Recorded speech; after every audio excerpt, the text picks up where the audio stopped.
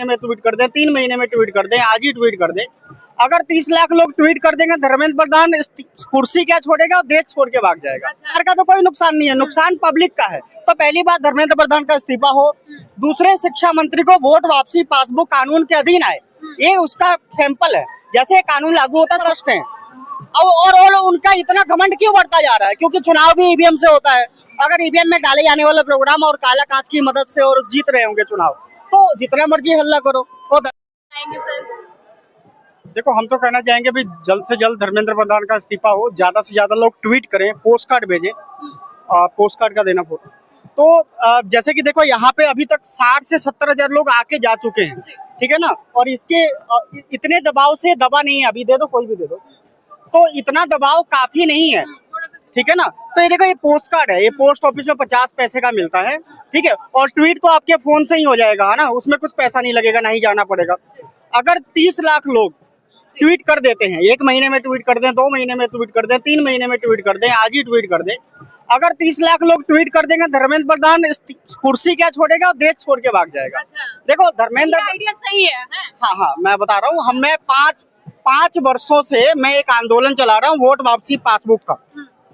जैसे कि मान लो धर्मेंद्र प्रधान का इस्तीफा हमने करवा दिया, है ना, तो अगला जो आएगा शिक्षा मंत्री, वो भी तो भ्रष्ट हो सकता है ना। तो फिर से हमें 5-5 साल के बाद मतलब कि हमें खूब सारा प्रोटेस्ट करना पड़ेगा, आंदोलन करना पड़ेगा, तब जाके उनकी नौकरी जाएगी। और इतना काम कर नहीं सकते। देखो कितना मुश्किल है ना, अपना काम धंधा छोड़ के आना, यहाँ पे प्रोटेस्ट करना। और जो युवा यहाँ पे आके प्रोटेस्ट कर रहे हैं, उनका कितना ज्यादा नुकसान हो रहा है, उससे देश का नुकसान हो रहा है, ठीक है ना। सरकार ने ये देखो, ये पूरा वीडियोग्राफी, ये पूरा वो लगा रहे, किसके, हमारे ही पैसे से तो लगाया गया है ना, ठीक है ना।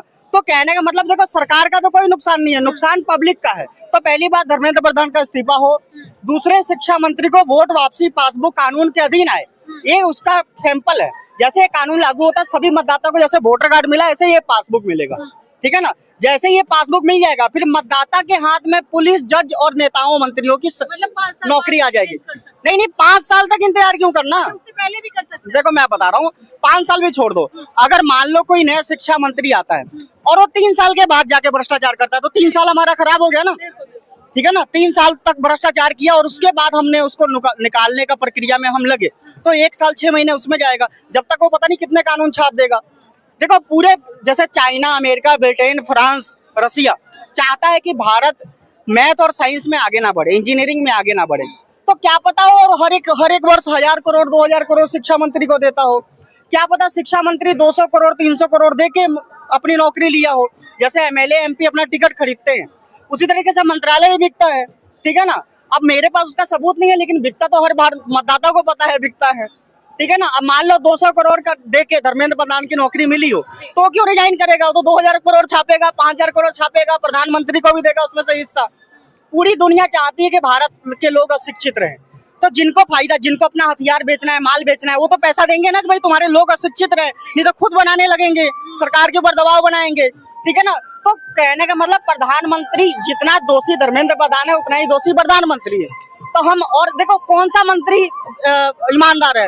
आप रेल मंत्री को देख लो, स्वास्थ्य मंत्री को देख लो, शिक्षा मंत्री को देख लो, पर्यावरण मंत्री को देख लो, जितने भी है सभी लोग भ्रष्ट हैं।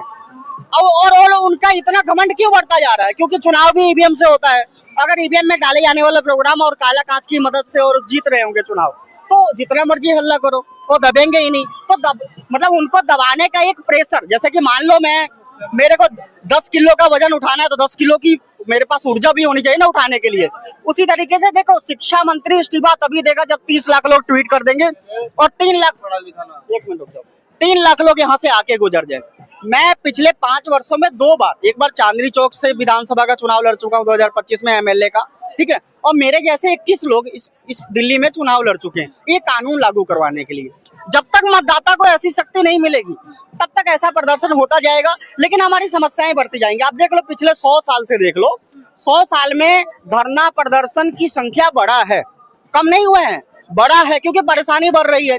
लेकिन हमारी समस्याओं में कोई कमी आई है? नहीं आई है ना।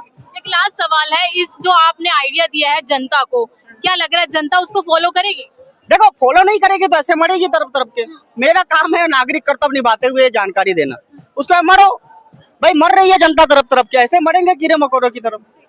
देखिए जिस तरीके से आपने देखा कि यहाँ पर हमने अलग अलग वर्ग के लोगों से बातचीत करने की कोशिश की, हर एक का यही कहना है कि कहीं ना कहीं जो शिक्षा मंत्री है, जो प्रधानमंत्री है, उन्हें जवाबदेही देनी चाहिए। लेकिन आप लोगों की क्या राय है, हमें कमेंट सेक्शन में जरूर बताइए। मैं पूनम, आप देखते हैं विस्तार भारत।